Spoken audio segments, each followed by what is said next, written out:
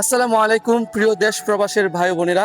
আগামী ঈদ উল ফিতরকে উপলক্ষ করে আমি কিন্তু এখন অবস্থান করছি কিশোরগঞ্জের ঐতিহাসিক শোলাকিয়া মাঠে। হাজার হাজার মুসল্লিরা কিন্তু এখানে এসে নামাজ আদায় করবে ইনশাল্লাহ আগামী শনিবার। তো আপনারা এখানে আসবেন, আপনারা আসতে পারেন, কারণ এখানে হচ্ছে সারা বাংলাদেশ সবচেয়ে বড় ঈদগাহ মাঠ। তাই আপনাদের এটা একটা আবেগের জায়গা।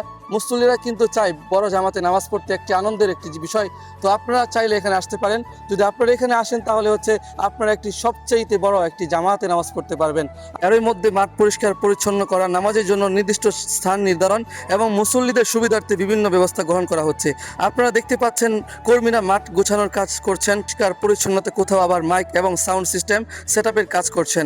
স্থানীয়দের সাথে কথা বলে জানা গেছে প্রতি বছরের মতো এখানেও এবারেও হাজার হাজার মুসল্লির সমাগম হবে বলে আশা করা হচ্ছে।